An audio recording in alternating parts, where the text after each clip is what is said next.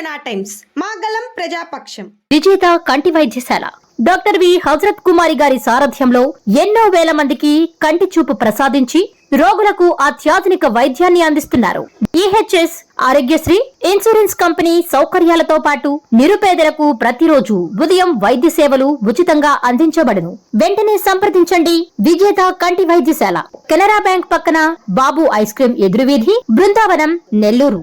టీడీపీకి సంబంధించిన ఒక మనిషి గిలుకుపూడి శ్రీనివాసరావు ఉంది అతని పేరు. అతను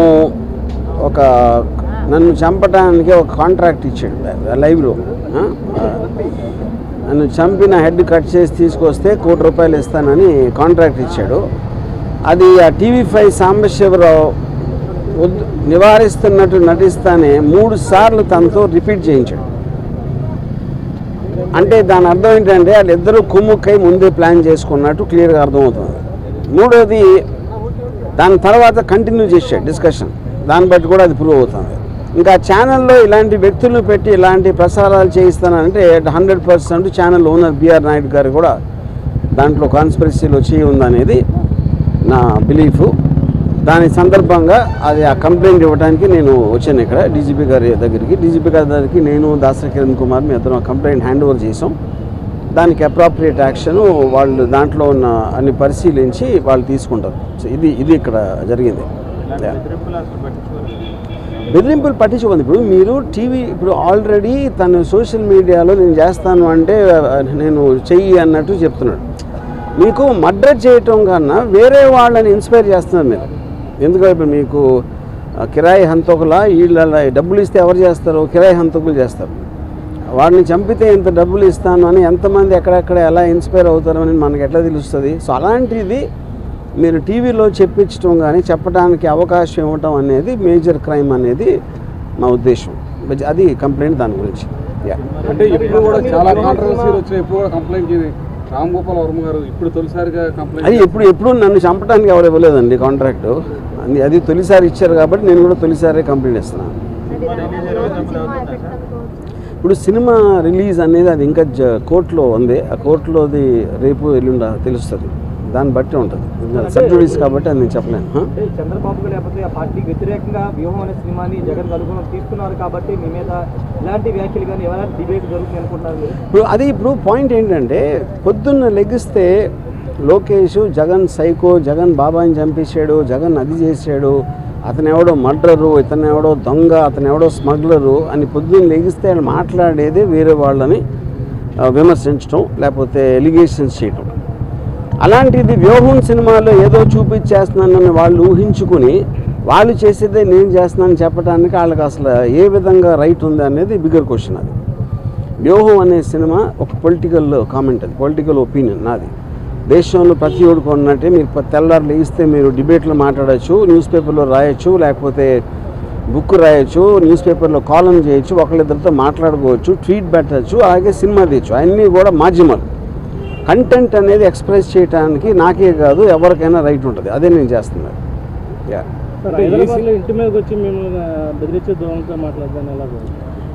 నేను అదే చెప్తున్నా. ఇప్పుడు వాళ్ళకి ప్యానిక్ అవుతున్నారా ఏంటా అనేది వాళ్ళకే తెలియాలి. ఎక్కడ వ్యూహంలో ఏం వస్తే ఏం చూపించేస్తే మా గురించి ఇప్పుడు చాలా చిన్న సింపుల్ కామన్ సెన్స్ క్వశ్చన్ అడుగుతాను. మీరేమీ తప్పు చేయనప్పుడు మీకు అసలు భయపడాల్సిన అవసరం ఏంటి? నేను ఏదన్నా ఉన్నది లేనట్టు చూపించేస్తే వాళ్ళందరూ ఎదవలా నమ్మటానికి ప్రజలు ఎవరన్నా ఏమన్నా అంటే నమ్మేస్తారా? ఎవరన్నా ఏం చూపిస్తే అది నమ్మేస్తారా? ఫైనల్గా మీకు చూపించిన దాంట్లో ఉందా లేదా ఏముంది అనేది వాళ్ళకి తెలియదు. ఎందుకంటే ఎవరు సినిమా చూడాల. కానీ గుమ్మడికాయ దొంగ అంటే భుజాలు తడుముకున్నట్టు వాళ్ళే ఊహించుకొని భయపడిపోయి ఏం చేయాలో తెలియక ఇలాంటి వాటన్నిటికీ రిసార్ట్ చేస్తున్నారు. ఫర్ ఎగ్జాంపుల్ ఈ శ్రీనివాసరావు అనే అతను నిన్న రాత్రి అన్నాడు, ఇప్పుడు ఆల్రెడీ 24 hours అయిపోయింది, ఎవ్వరూ కూడా అతన్ని కండెమ్ చేసిన పోలేదు. ఎందుకంటే వాళ్ళ పేర్లు చెప్పెడతాను. అది పవన్ కళ్యాణ్, చంద్రబాబు గారు, లోకేష్ అందరి పేర్లు చెప్పినా వాళ్ళు ఎవరు ఇలాంటిది మా పేరు మీద ఒకటి చేస్తానని కండెమ్ చేయకపోతే అర్థం ఏంటి? వాళ్ళు కూడా అదే మైండ్ సెట్లో ఉన్నట్టే కదా. అంటే ప్రధాని సినిమాలో మీరు క్యారెక్టర్ అసాసినేట్ చేశారని ఆరోపణలు. నేను అదే లోకేష్ ఫ్యామిలీ కానీ లేకపోతే చంద్రబాబు ఫ్యామిలీ కానీ కాదండి. నేను అదే అంటున్నా. ఈ సినిమాలో క్యారెక్టర్ అసాసినేట్ చేస్తాను అభియోగం మీరు చేస్తే వాళ్ళు చేస్తే పొద్దున్న లెగిస్తే చేసేది ఏంటి? ఎవరినైనా కాదు, నేను చెప్పేది ఉట్టి జగన్ కాదు, పాలిటీషియన్ అనే ప్రతి మనిషి కూడా పొద్దున్న లేస్తే ఎవరో ఒక క్యారెక్టర్ అసాసినేట్ చేయటమే పనిగా పెట్టుకుంటారు. అది that is a part of life. మీడియాలో ఎవరు మాట్లాడినా ఎవరో ఒకరిని క్యారెక్టర్ అసాసినేట్ చేస్తారు. ఓకే, క్యారెక్టర్ అసాసినేషన్ కేవలం ఒక పేరు, అది లేబుల్. యాక్చువల్ పాయింట్ ఏంటి, అది ఒపీనియన్ చెప్తున్నారు, ఒకళ్ళ మీద ఒకన్న ఒపీనియన్ వాళ్ళు చెప్తున్నారు. అది ప్రజాస్వామ్యంలో that is a fundamental right granted under article 19 to tell an opinion. సినిమాలో నేను చేసింది అదే.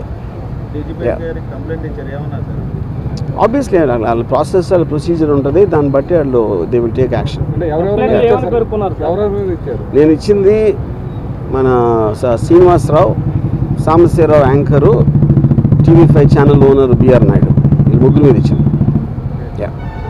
ఈ సినిమాలు చాలా మంది కాంట్రవర్సీ ఉంటాయి, ఎప్పుడు లేని విధంగా ఈ సినిమాకి ఎక్కువ కాంట్రవర్సీ అవుతాం కారణం ఏంటి? అది మీరు టీడీపీ వాళ్ళని అడగాలి. నేనదే అదే చెప్తాను. కాంట్రవర్సీ అనేది, నేను సినిమా తీస్తాను, కాంట్రవర్సీ అనేది దాని మీద అసాల్ట్ అటాక్ చేయడానికి వచ్చిన వాళ్ళు క్రియేట్ చేస్తారు. సో కాంట్రవర్సీ అనేది వాళ్ళు చేస్తారు కాబట్టి మీరు వాళ్ళని అడగాలి. అంటే ఏదంటే మీరు మొన్నటి వరకు క్యారెక్టర్స్ని అసాసినేట్ చేస్తే పర్లా, ఇప్పుడు ఫ్యామిలీస్ని కూడా మీరు అసాసినేట్ చేశారు. ఏ ఫ్యామిలీస్ని ఎలా తెలుసు మీకు? అది మీరు కలగన్నారా, లేకపోతే నా ఐడీలోకి వచ్చి చూస్తారు అలాంటి సీన్లు ఉన్నాయని? అంటే మీ ట్రైలర్లో కానీ వాటిలో కానీ మొత్తం నేను అదే చెప్తున్నా, మీరు చెప్పండి ఏ ఫ్యామిలీలో ఎవరిని అసాసినేట్ చేస్తే చెప్పండి, ఒక ఎగ్జాంపుల్ చెప్పండి. అంటే వాళ్ళు చెప్తున్న నేను అదే అంటున్నాను, వాళ్ళు చూసింది మీరు చూసింది ఒకటే కదా ట్రైలర్లో.